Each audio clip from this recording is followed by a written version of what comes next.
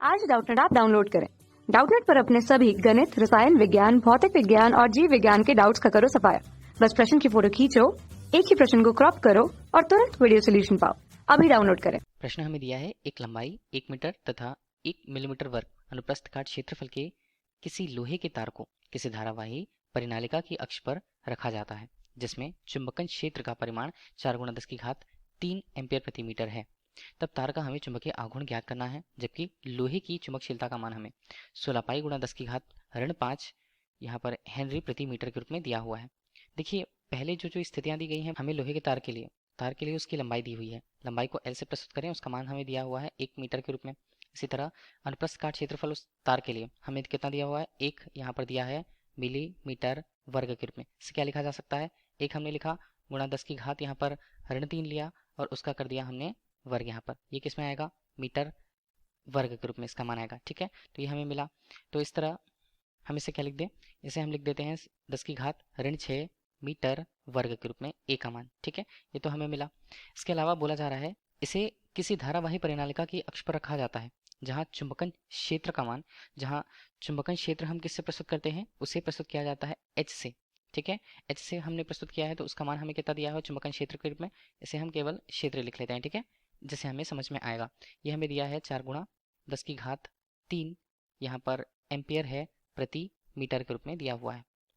अब हमें तार का चुंबकीय आघूर्ण ज्ञात करना है, मतलब कैपिटल एम का मान हमें इस प्रश्न में ज्ञात करना है, जबकि लोहे के लिए उसकी चुंबकशीलता का मान जिसे म्यू से प्रस्तुत किया जाता है कितना दिया हुआ है, 16 पाई गुणा 10 की घात ऋण 5 हेनरी प्रति मीटर के रूप में इसका मान दिया हुआ है हमें। देखिए, किसी पदार्थ के लिए उसके चुंबकन की बात आती है तो चुंबकन हम किससे लेते थे, चुंबकन जो होता है किसी पदार्थ के लिए वो होता है यहाँ पर चुंबकीय प्रवृत्ति एक्स एम गुणा उसके चुंबकीय क्षेत्र के लिए उसके गुणनफल के बराबर की चुंबकीय आघूर्ण की बात की जाती है। तो हमने इसे आघूर्ण के रूप में लिखा। तो आघूर्ण जिसे हम कैपिटल एम से प्रस्तुत कर रहे हैं वो किस तरह से संबंधित होता है, इनमें से ये होता है एक्स एम गुणा यहाँ पर एच और गुणा वी के रूप में। अब देखिए यहाँ पर है पद क्या क्या, एक्स एम हम जान रहे हैं वो हमें क्या बता रहा है, वो हमें यहाँ पर चुंबकीय प्रवृत्ति के मान को बता रहा है, एच हमें चुंबकन के क्षेत्र को बता रहा है, जहां वी हमें उस पदार्थ के लिए जिस पदार्थ को हमें चुंबकित करना है, मतलब हमारे पास लोहे का तार है तो उसके लिए उसके आयतन को बता रहा है। ठीक है, तो ये तो हमारे पास हुआ।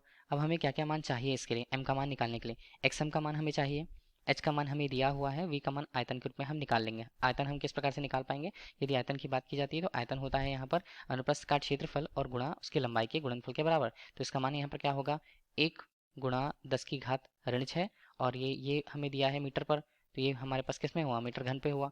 हम इसे वी के रूप में क्या लिख सकते हैं, वी के रूप में इसे हमने लिखा तो 10 की घात यहाँ पर होता है ऋण 6 मीटर घन के रूप में। ठीक है, हमें आयतन का मान मिल गया। एक्स एम का मान यदि हमें निकालना है, इसका मतलब है हमें चुंबकीय प्रवृत्ति का जाता है, इसे प्रस्तुत करते हैं हम एक्स एम से। इसका मान होगा म्यू बटे म्यू नॉट के रूप में ऋण 1 के रूप में। ठीक है, ये होता है।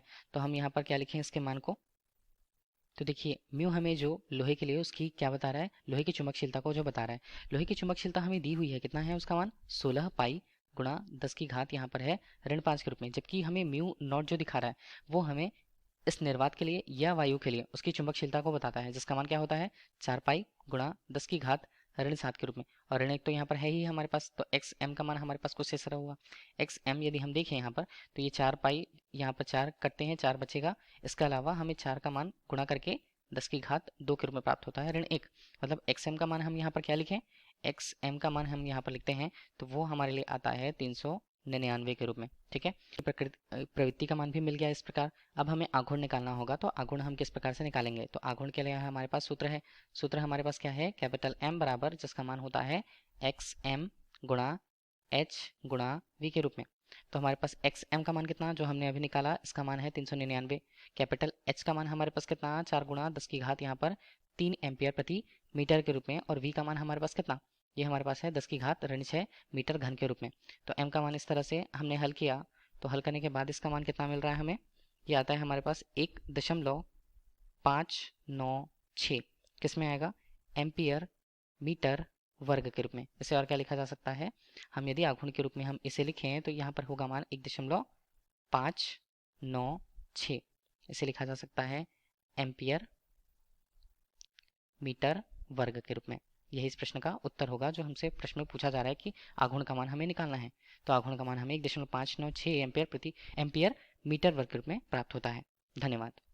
कक्षा 6वीं से 12वीं से लेकर नीट, IIT, JEE वो एडवांस के लेवल तक 1 करोड़ से ज्यादा छात्रों का भरोसा।